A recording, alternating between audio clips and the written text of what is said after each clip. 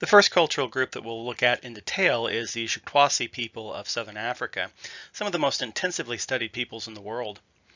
They'll begin our study of band-organized societies. The very well-known JUM'HOANSI are an ideal place to start thinking about how culture works. First, remember that bands are, based on archaeological evidence, the oldest form of human society. Bands are small, usually a single extended family tied to other extended families through intermarriage. All band societies are hunter-gatherers, but not all hunter-gatherers are bands. The most important aspect of band organization is that they're egalitarian, and leadership is always an informal affair. We'll see that the JUM'HOANSI fit all these characteristics nicely. Before we get too far into the details of JUM'HOANSI culture, however, a note on terms. The JUM'HOANSI belong to a larger cultural group found widely throughout southern Africa called the San, the people who in colonial times were called the Bushmen. The JUM'HOANSI themselves used to be referred to as the Khoisan, but this term is not the term they use for themselves and is no longer used by most anthropologists. San languages contain a variety of consonants that aren't present in English, and which are consequently very hard for English speakers to pronounce. These include clicks, pops, and gutturals. In written English, these are usually represented by punctuation marks like exclamation points, slashes, and so on. The best advice I can give for pronouncing these San terms is to do your best and to be consistent. Now to the JUM'HOANSI themselves. The first place to start in understanding every cultural tradition is to understand their environment. Remember, culture is a way of adapting to the environment to ensure the survival of the people. So obviously, different environments will result in different cultural traditions. The JUM'HOANSI and all related San peoples live in the Kalahari Desert of southern Africa, a large region that straddles the border between Namibia and Botswana.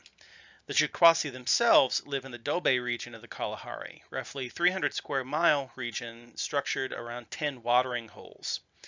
The land is extremely dry, but actually quite alive with both plant and animal resources, provided one knows how to exploit them. Also found throughout the Kalahari are a variety of other ethnic groups, the Khoi, Tswana, and Herero, all of which are cattle herders. There are, of course, also European-descended Caucasian groups who settled in the region in recent centuries as a result of colonialism. In such a desert region, where water is only available at a few locations and very seasonally, agriculture is impossible. This is why the JUM'HOANSI's neighbors are all herders, moving their cattle with the season. The San peoples, however, have always been hunter-gatherers. Hunter-gatherers, of course, are people who rely on naturally occurring wild food sources rather than creating their own through agriculture or herding. All band-organized societies are hunter-gatherers. Hunting and gathering is a good strategy in the Dobe region. The wild food sources are more than sufficient to provide for the very small population of the JUM'HOANSI, and gathering actually requires substantially less work than farming or herding in the same environment. A skilled JUM'HOANSI hunter can name about 250 animal species found in the area, as well as 100 birds and over 100 edible plants. As with most hunter-gatherer societies, plant foods make up the bulk of their diet, because plants are easier to locate and exploit. After all, animals have a tendency to run away when a hunter approaches. The most important plant food is the mongongo nut, a large protein-rich nut whose trees grow throughout the Kalahari. Mongongo nuts are plentiful, nutritious, and can be easily stored. How a society gets its food is called its subsistence strategy. The particular strategy used by the JUM'HOANSI is called foraging. They awake each morning in their camps, usually made near a perennial watering hole, and soon thereafter disperse out into the countryside. Women, children, and the elderly tend to stay relatively close to the camp, gathering plant foods that are easily located. Men go further afield, hunting and looking for less common but tasty plant foods. Around noon or so, everyone will return to the camp with their finds to share a meal. The food gathered during the morning will usually be enough to satisfy everyone for the rest of the day, and the afternoon and evening will be spent in other pursuits like making and mending hunting gear or just relaxing. Given this work schedule, it's no surprise that JUM'HOANSI haven't become farmers. When the anthropologist Richard Lee asked a JUM'HOANSI man why he hadn't started farming, the man laughed and replied, "Why should we plant when there are so many mongongo nuts in the world?" There is one consequence of the JUM'HOANSI's foraging strategy that might seem a bit troublesome. As they consume the food in the immediate vicinity of their camps every day, they have to travel farther and farther each day to find a meal. Eventually, all the food within a half-day's walk has been consumed. That is, it would take all day to walk to the food, obtain it, and return to the campsite. When this happens, the entire band will move en masse to a new campsite closer to the food, and the whole process begins again. In this way, the JUM'HOANSI's foraging subsistence strategy requires a high rate of residential mobility. Foraging also has important consequences for other aspects of JUM'HOANSI life. The most important characteristic of daily life is a strong insistence on egalitarianism in all things. Egalitarianism is a kind of social organization in which no group of people has special privilege or control over others. Everyone has equal access to community resources like food, and everyone has the opportunity to participate fully in community decisions. No one is excluded, but some individuals obviously have more influence and sway than others. Insofar as there are any leaders, they're usually the fathers or elders of the band. They can negotiate with other members of the band, but they can't enforce their own decisions. In bands, politics are based on consensus. To ensure that this equality and openness remains in JUM'HOANSI communities, the people themselves actively police one another's behaviors. Anyone who presents himself as more important or better than others will be quickly corrected, usually through public ridicule and shaming. This week's second reading by Richard Lee recounts how he painfully learned this lesson during his time with the JUM'HOANSI. Beyond the egalitarian structure of JUM'HOANSI bands, their organization is actually quite complex. Each residential group is called a band or camp. These are the people who live, travel, and work together, sharing their resources freely with one another. The local camp usually has between 10 and 30 people, though at certain times of the year these camps may congregate around water holes so that the numbers swell to maybe 100.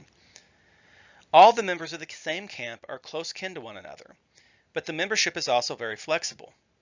A person may claim varying degrees of membership rights in the camps of his parents, his spouse's parents, his siblings, his children, or even his children's in-laws. This kind of flexibility in residence is important in the Kalahari. As food sources wax and wane over the year, there may come times when the membership in one camp is too great to support them all in one place. When that happens, individuals or families may disperse from their camps to visit relatives in richer territories. The ability to visit relatives in other camps also serves a safety function. With such informal leadership within any single camp, the JUM'HOANSI have very few mechanisms for resolving disputes. Sometimes no amount of negotiation or persuasion is enough to answer important questions like where to hunt or when to move.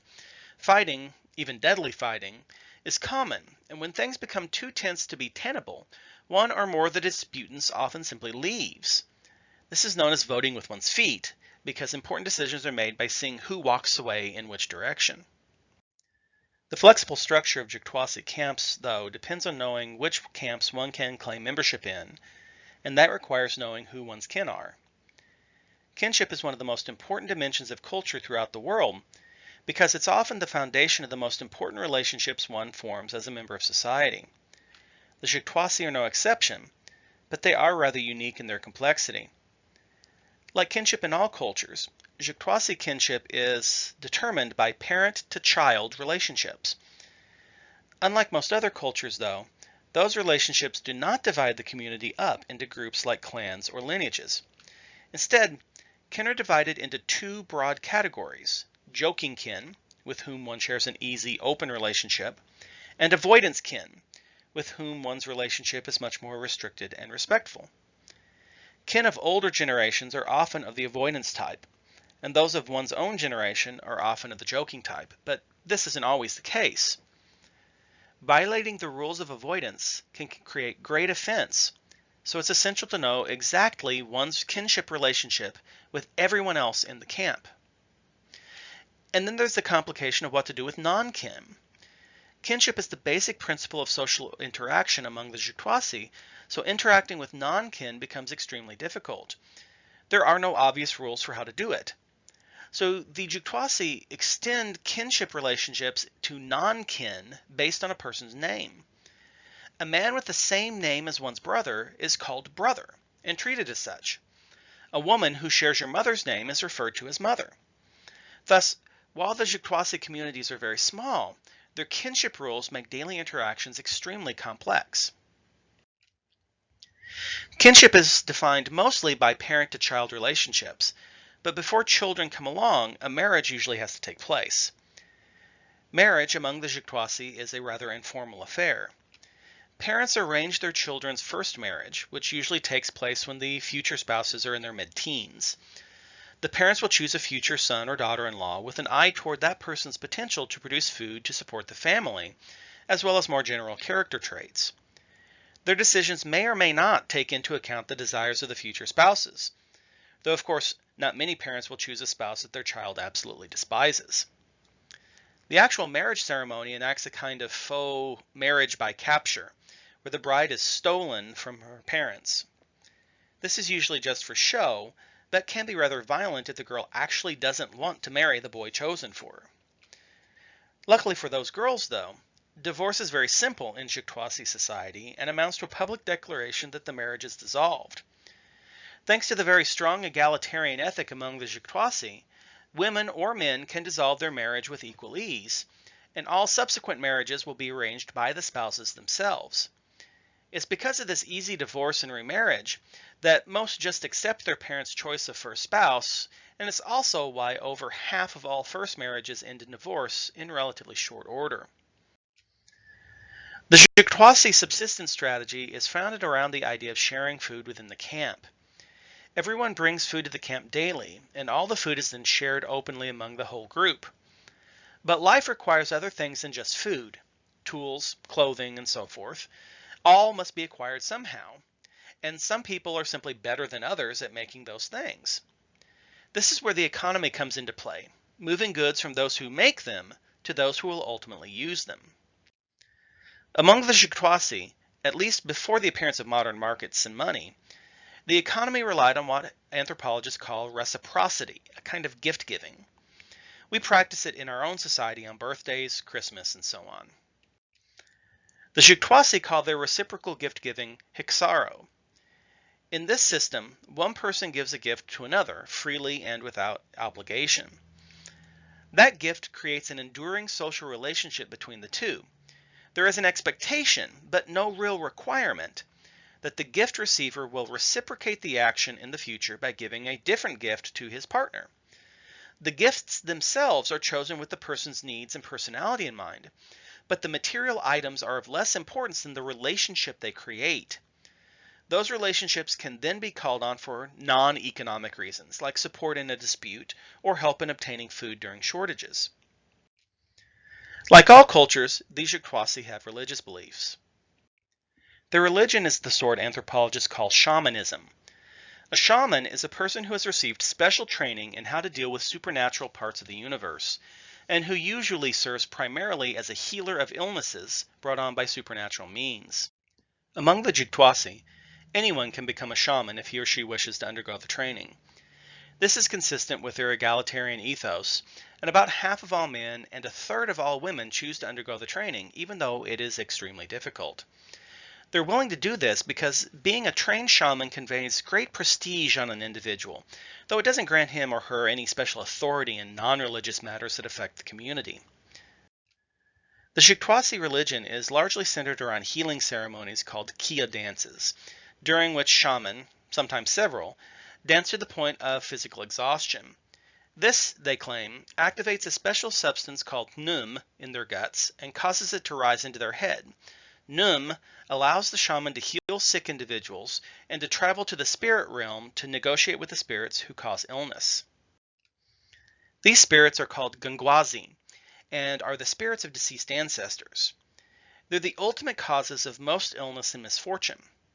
The Juktuasi themselves are unsure exactly why their own cherished ancestors send illness.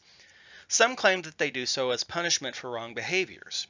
Others claim it's because the ancestors miss their kin and want to hasten the kin's own deaths so that everyone can be reunited in the afterlife. Either way, the misfortune sent by the GANGWASI can only be resolved through the action of a trained shaman, which explains why so many people choose to become shaman. Finally, we should consider briefly how the modern Jukwasis' lives have changed. One reason that anthropologists have devoted so much attention to them is that the Jukwasi have experienced relatively little outside influence until quite recently. Up to the middle part of the 20th century, their foraging lifestyle had remained largely unchanged for many thousands of years. But in the last 50 years or so, things have changed dramatically. For example, as European colonial powers asserted themselves in southern Africa, other ethnic groups like the Tswana and Herero encroached on traditional San territory in the Dobe. These movements also introduced market economies and wage labor to the San peoples, as well as bringing them into close association with diverse populations for the first time. When national governments were established in Namibia and Botswana, those governments sought to modernize their populations, and that usually meant forcing the nomadic hunter-gatherers to settle down in permanent villages. Sedentarization of this sort had terrible impacts on Jukwasi society. By preventing them from following their traditional foraging strategies, it made them dependent on government services and wage labor for others. It prevented the kind of flexible living arrangements typical of their traditional lifestyle, leading to a fragmentation of kinship relationships. It also allowed for some to accumulate material wealth, and so disrupted egalitarianism for the first time.